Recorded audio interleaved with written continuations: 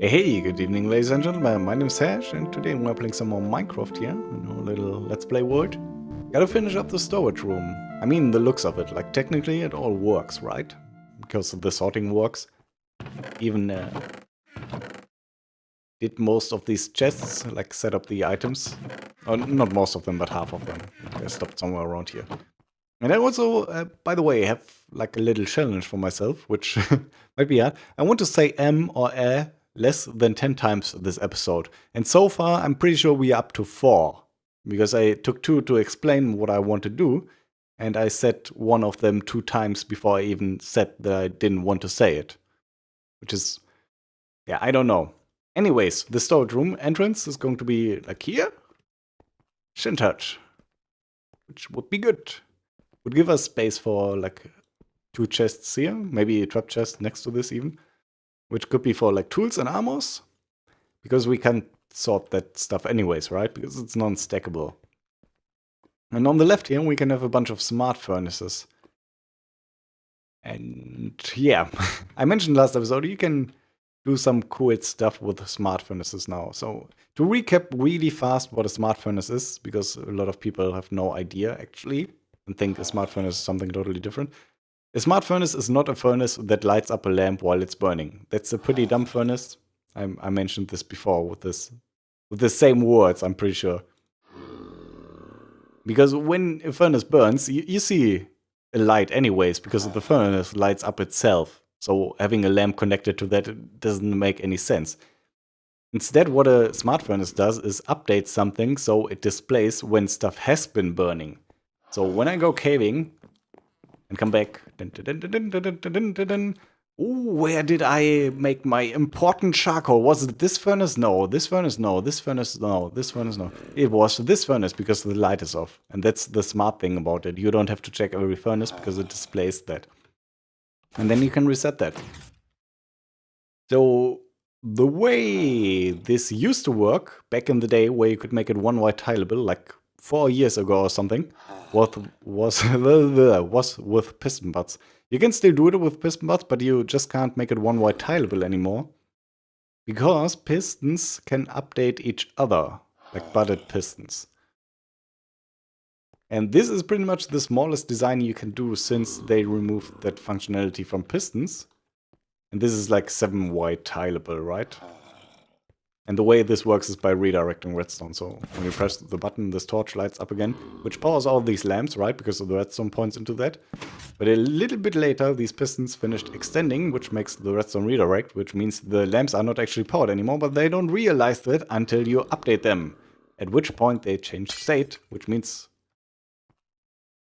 they change state. That's pretty much what it means, but furnaces can also do that, because furnaces, when they change state, cause a block update to the blocks around them, right? I mean, yeah, it's not exactly technically correct, but that's how it works, because the furnaces can update the lamps and make them realize they are not actually powered anymore. Anyways, nowadays, or we are in the snapshot, it's pretty much nowadays, right? We have this observer, which is a block which can detect block updates, or at least some block updates. It can't detect all the block updates, but some of them. And it creates a redstone pulse on the other side. And using this, we can make one white tileable smart furnaces again, which is pretty great.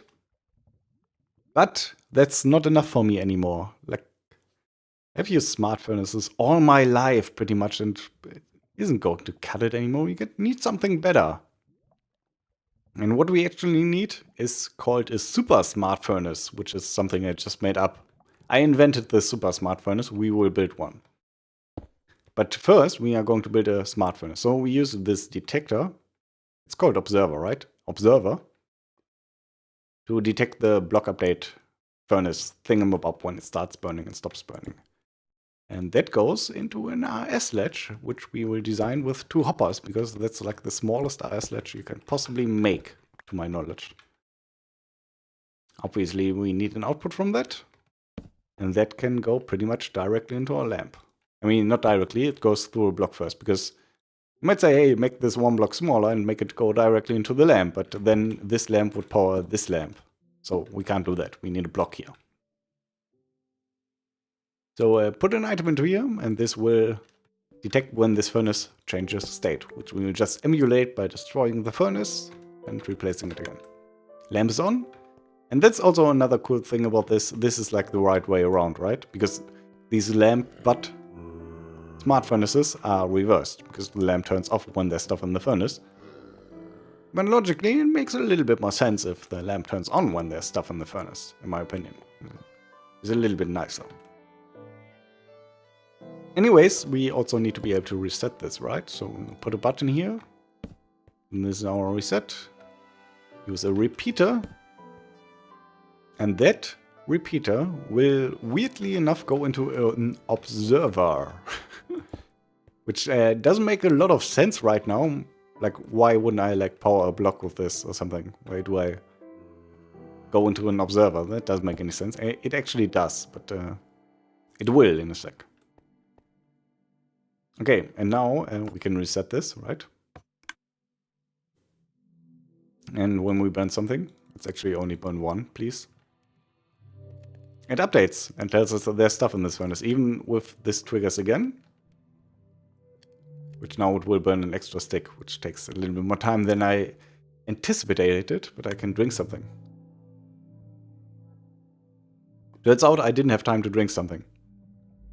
So you had the second click from the dropper, right? And even if I reset this, there's an extra click. So why is that? The first click obviously comes because this furnace, when it goes on, changes state, and now the item is in the top dropper, right? But when it changes state again, when it finished burning, we'll send another pulse, because this observer also detects when it turns from on to off, right? Which makes this dropper click, because now it doesn't have an item in it. Same with the reset button. It goes into this repeater, but the repeater goes into an observer block, and this observer block detects when the repeater turns on, but also detects when the repeater turns off, which means 2 clicks. So, turns on, turns off, and that's the click. I guess it's only 1 click, but if it was empty, the dropper, that's 2 clicks. Click, click. Okay, and that's why we use an observer, to get the click. No, not to get the click, but so we can put another item in here. And suddenly this became a super smart furnace. Not really, but it's very close to a super smart furnace. So what does a super smart furnace do? Which I just made up, as I said. A super smart furnace also can tell us exactly at the point when stuff has finished smelting. Which a smart furnace can't do, right? Because if I smelt something in here, once it finished, it doesn't like do anything else, right? It just turns off the lamp. And it does turn off the lamp before it's finished. So that's what a super smart furnace does. And we'll just take the signal from this bottom dropper, invert it, and put it into a piston, like for testing right now. Now it's already resetted, right? Okay. We burn something. And have our normal smart furnace functionality here, because the lamp turns on. But once it's finished burning everything in the slot here, it will also extend this piston. Aha! And this can obviously be attached to a lamp, for example. So we know that a smart furnace has finished cooking. Or not block. It makes like a ding sound, like a microwave, for example. Because microwave, when it's finished, it makes bling, right? Sometimes. Depends on the type of microwave you use. Okay, that being said, we can also extend this functionality quite a bit. Because if we have another smart furnace next to this, and you just gotta imagine there's another smart furnace next to this. And let's imagine this next smart furnace has something in it. And this one doesn't, because we just reset it. And we can just connect all these torches with a line of redstone wire and hook that up to a lamp. And the lamp can be anywhere, it can be like all the way over there. That could be the lamp. Connect that with redstone. And suddenly, when we're here in the cave, the lamp can tell us when any one of our furnaces in our storage room finished smelting, right? Because then the lamp would turn on, because at least one of these redstone torches is on. And all this connected is what I call a super smart furnace. So this 4x3 thing is a smart furnace. It's pretty small. It's not as small as the old piston butt designs, but it's pretty small for being infinitely tileable. And the last edition here makes it a super smart furnace. And we will look this up to like a cool note block melody or something. I'm not sure yet. Okay, anyways, not enough space here, I don't think, because this way we can only have 5 smart furnaces.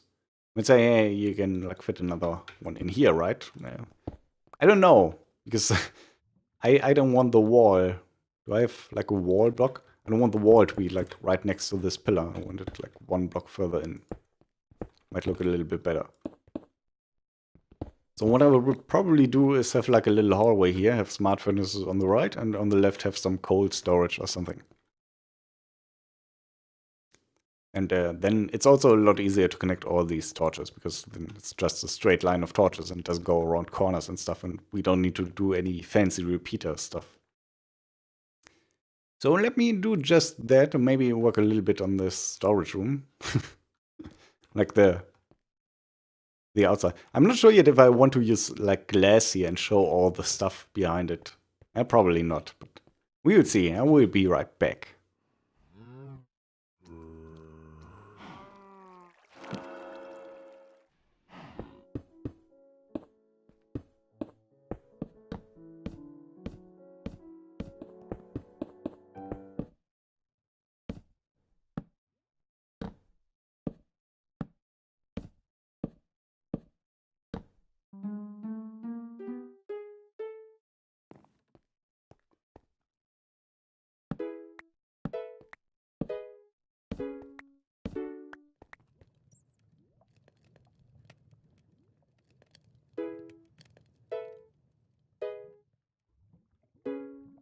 I'm apparently not very good at putting stuff into furnaces rhythmically.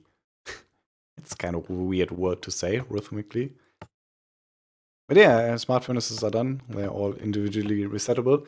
And I already tried all of them out, because sometimes you don't know with these droppers when you power them, because these are not all these are all powered, right? But they also get butt powered, because the blocks above them get powered by these observers, right?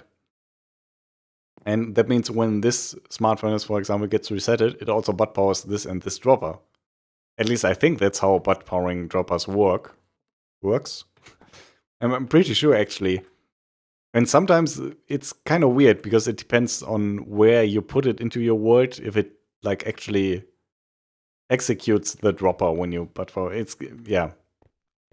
I don't know. I don't fully understand why it sometimes happens that butt powered droppers actually get activated without receiving an update. Anyways, storage room. Didn't finish this yet, but played a bit around here with some blocks. And this might remind you of Ethos storage room, which is exactly why I did it. Because I went into here and thought, hey, what can you do with this? And I thought, hey, this is kind of like in Ethos old storage room, like in this new world, the first storage room. Where is this thing going on where you go in and the chests are like all around you, right? And that's pretty much the same thing here, right? There's 1 block of spacing in the middle and then 2 chests. And then 1 block of spacing, 2 chests. So I thought it might be a nice little nod if we did a similar thing. I mean, it's not the same, right? Because we use different blocks. He only uses like wood. And we follow this wall design, or try to. And I think it's pretty cool, apart from the torches. Could even do the same thing here with the shutters that activate and deactivate when you enter or exit the storage room. And one thing Etho doesn't have in the storage room is like a crafting table. We can have like a block swapper, right? That swaps this. And this thing is actually pretty cool, because this wasn't really possible in this way before. If you don't know block swapper, you might wonder, hey, what's so special about this? It's just a block swapper. Special about this is that this is not a T flip-flop. it's like an actual block swapper, right? When it's powered, it's always the slab. When it's unpowered, it's always the crafting table. If we like use a button, it doesn't even work. Because it does this. Because when it's unpowered, it's the crafting table, right? So it gets powered. Oh, it's a slab, unpowered, crafting table. Ha.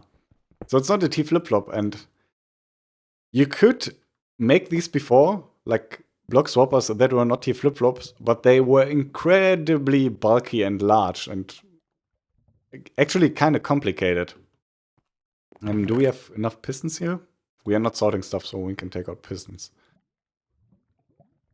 So the usual block swapper works like our old T flip-flop that we used to use all the time when pistons came out. Because it was amazing. Actually, we can build this on the ground, and we don't have to awkwardly jump. Din, din, din. So the old T flip-flop was like this, right? Do I have another button? Yes. And every time you trigger this, the block changes places. And you can take a signal from this, right, by powering the block. And this only works because pistons can't push extended pistons. And every other block swapper pretty much on the market uses this system, like exactly this system, that pistons can't push other pistons. And the actual wiring looks quite similar to like this part here. But you don't have one of them inverted because that wouldn't work. You have like both of them on the same signal, and it just works because pistons can't push extended pistons. And then it's exactly the same as this thing here, just with the pistons one block further apart. But there's like a piston in the middle here, right? That takes up that one block that it's further apart, I suppose. So yeah, this is quite small as a block swapper, if we extend this to be a block swapper. And if you wanted something like this, where powered is one block and unpowered is another block, it was pretty bulky. And the main reason for that is that you need a falling edge detector and a rising edge detector on this power state. Like when I push a button here, we need a falling and a rising. I mean, yeah, it's not a button, right? If you have a lever here, you need this piston to retract on the falling and the rising edge, which means you need a falling and a rising edge detector. And they are relatively big. I mean, they are pretty small, but they are relatively big. However, say hello to our little friend, Mr. Observer block. I drop my block here. Which is actually a falling edge detector and a rising edge detector, and it's in a 1x1 space. You can't make a rising edge detector or a falling edge detector any smaller than this observer block. Which is amazing. We also use another observer block here, which you can't see. You can see it, it's there. And this is just here to update the pistons. If we didn't have this, I gotta pick up that redstone later. Oh, this still updates the piston. Hey, I can save redstone here. That's great. Let's take that out. Okay. Now it doesn't work anymore, right? Because this piston will never extend. Because when we unpower this and the piston gets powered, it can't push the block, because when it tries to initially push the block when the torch turns on, this piston hasn't finished retracting yet. And you can't push like the piston head, right? So what this observer block does, and the only thing it does, is give us an update when the piston is fully retracted, because that's when the observer block triggers from the block update on the piston, because it changes its block to like the unextended version. And then it gives a pulse here, which sends a redstone update to this piston, which makes the piston realize, hey, I'm not extended and I can actually extend, so maybe I should extend. Okay, it was a weird explanation. But yeah, this to me is amazing. Like these observer blocks, most amazing thing that happened in Minecraft Redstone. Since, I don't know, maybe since always. How did I not drop into that? I guess hoppers were a pretty big thing too, but apart from that, and I guess pistons back in the day. But it is like the best thing in Redstone, in my opinion, that has happened in years to Minecraft. Because these are so amazing, you can do so small things and so fancy, cool, new things now. I guess if you spam this a lot... I mean, this is still correct, right? Because when it's powered, it should be the slab. When it's unpowered... Oh no, now it should be the slab. I guess you can't trigger this super fast. But, yeah, that's totally okay. Anyways, lengthy explanation. We don't have a lot of time left, do we? We have like... near 10 minutes if we stretch it, maybe. I'm not exactly sure because I didn't cut yet, but I would assume this segment took 8 minutes and maybe 12 for the one before. Who knows? Okay, I don't really know what to do. I mean, there's many things to do, like finish this, for example. Or do other stuff. And this is why I have this machine here. This is the what should I do for the rest of this episode machine. Slime ball signifies we should build the slime farm. We have a slime chunk back there, which I showed like 4 episodes ago or something. Oak sapling is go exploring, find more saplings, for example, because at the moment I only have birch and oak. And I want more. I especially want the jack-o'-lantern so I can prevent the light updates from redstone torches. And a glass bottle is explore in the nether, get potions going so we can build underwater stuff, for example. This is actually pretty important. These two are really important.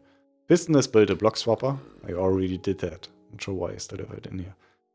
And oak wood is decoration, like finish this room, for example. So what will it be? I'm going to take the slime ball out of here, because building a slime farm, that will take a decent chunk of time.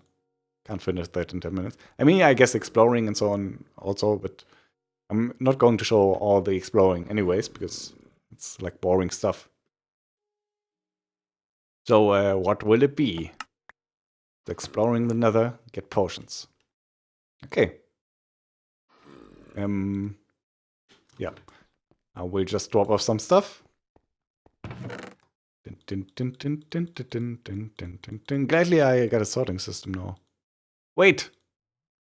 I didn't fill this up again, did I? No. My piston already went into the right chest. Okay.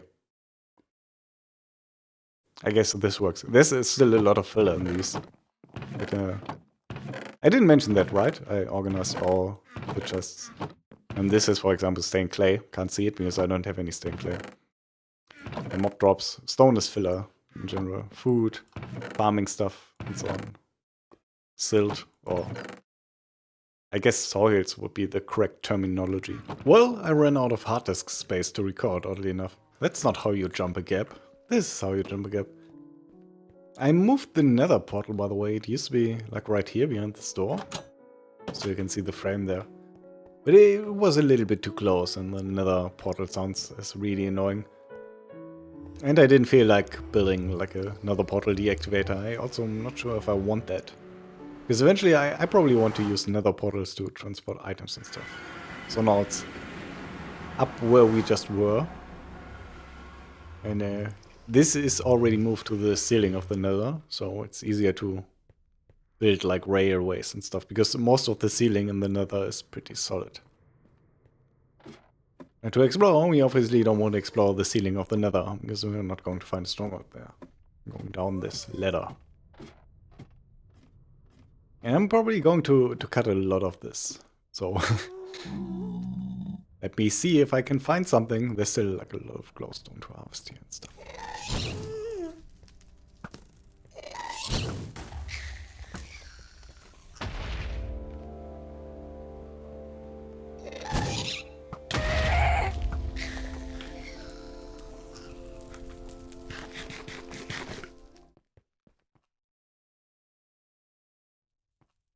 Okay, that took quite long, but I found a stronghold here. Do we have access to this somehow? Walked around for about 10 minutes, by the way, in case you wonder. Hey, there's access here. Also goes into this. Hey, we can go down here. Even greater, because then we don't have to pass the lava up there and stuff. I need to be scared, right? Because of wither skeletons. Wither skeletons are so going to kill me. Now that I think about this, and this might not be the best idea. Blaze rod. No blaze rod.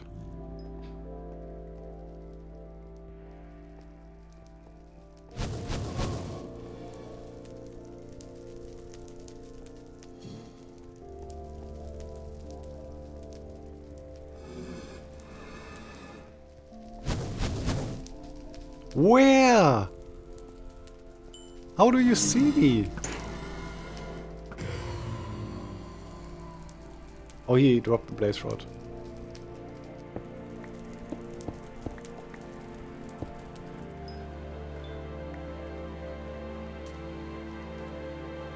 How do I not get into fire, the achievement? Like I'm missing a lot of achievements because my stats resetted. Or because I don't have the diamonds achievement. Because I just got acquire hardware when I tried out my smart furnaces. Not sure one of the snapshots messed with those. So I never built a wither skeleton farm in this game, but it's like these intersections, right? Like the not roofed ones, but the like with the arches, I guess. It's not really an arch, right? These have like a 24 by 24 spawn area or something with the skeletons, and we had 2 of them right next to each other here. Which, might be good. I'm not sure. Will I be dead if I get set on fire? Because I think I will be dead when I get set on fire, maybe. With 5 hearts. I'm not sure. Although probably with a new regeneration when you like are at full hunger. Might out-heal that. Well, I didn't find any nether wart in that fortress. Or maybe it was 2 fortresses intertwining or something. It was really weird generation. I didn't even find like a single chest or anything. On 2 blaze spawners, and that's pretty much about it. So I'm searching for another one now, which... I mean, it took me like 10 minutes to find the first one. Might be another 10 minutes. Or longer. Hey! It was actually pretty quick. I wonder if this and that is like the same. Can I just dig into this? We don't need to. We can just jump down here. Yeah, this looks a lot better already. What's behind this corner? I don't know. Oh, there's another wart here. Diamonds. Who cares? Wow. This is like the jackpot. Every piece of horse armor there is. It's pretty great. This fortress is a lot larger than the first one. So I'm probably going back because I get everything I wanted so far.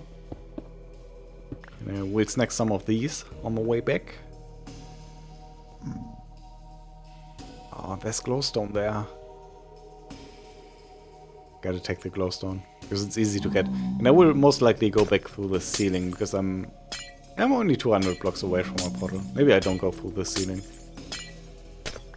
But I mean, if I go through the ceiling, I already got like 1 tunnel and 1 cardinal direction duck, right? And I have like direct access to this nether fortress, which might be good if I want to come back, because it's a lot easier to find that way, right? So I'm probably going back through the ceiling. Sadly, didn't bring any wood. Means I can't make ladders. Well, I guess we can tower up with another rack, so it's all fine. Although that's pretty dangerous with the lava pockets. Huh. At any rate, I'm going to stop the episode right here. Maybe, like, have a little ending sequence where I die by digging straight up into a lava pocket. But other than that, thanks for watching, and until next time, have a good day, take care, bye bye.